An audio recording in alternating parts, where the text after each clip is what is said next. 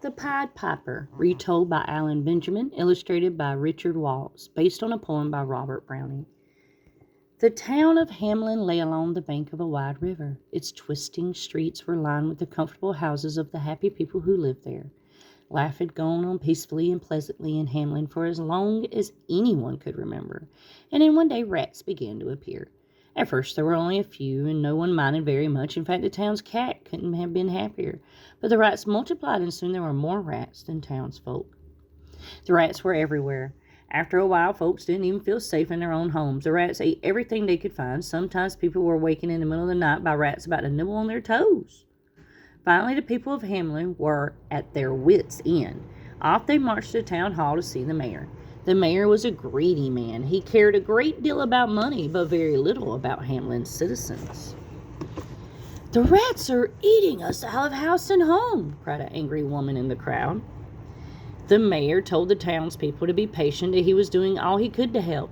"Get rid of the rats, and soon, or we'll get rid of you," shouted the townsbanker. The mayor was upset. Later he met with his council members. One of them said, "We've tried poison and traps, but we haven't caught any rats."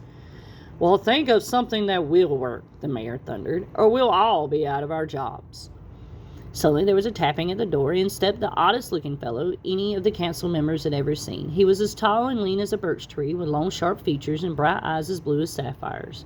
His clothes were marvelous patchwork of color, and his hand he carried a musical pipe. "Who are you?" barked the mayor.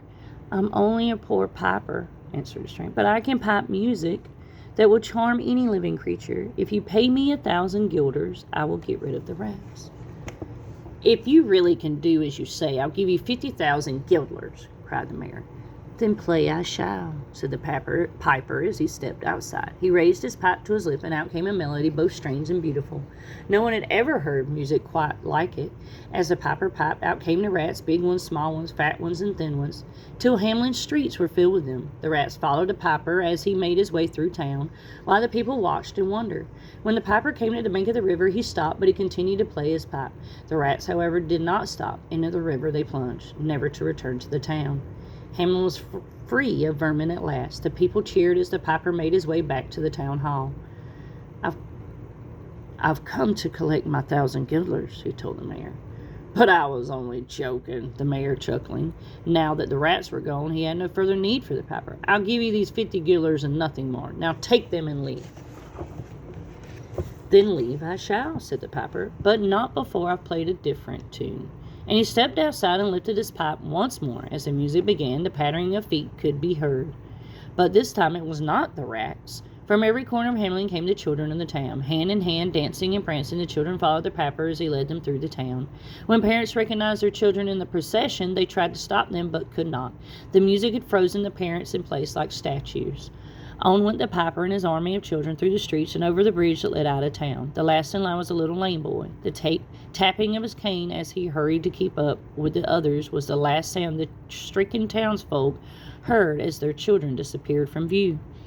When they could move again, the townsfolk rushed across the bridge to find the children. Following the road that led from Hamlin, they soon came to a mountain that the children had climbed. Then they found the little lame boy in tears. He told them that when the piper and the children had reached this place, a door in the mountain had opened up and everyone had entered. Everyone, that is, except the boy himself. "How couldn't I keep up with the others?" he told the grown-up sadly. "The door closed before I could reach it." "Did the piper say where he was taking the children?" someone asked. "Yes," the boy replied, "to a happy land where it is always spring, to a land of flowers and fountains, peacocks and winged horses." The people stood and wept. Some pleaded with the mountain to open. Others shouted for the piper to return, promising that the mayor would pay what was owed him and more. But the mountain did not open, and the piper did not answer. Let us all, dear reader, think well before we make promises we do not plan to keep. If in our greed we give less than we promised, we may get more than we bargained for. Thanks for listening. If you like what you heard, please click like and subscribe.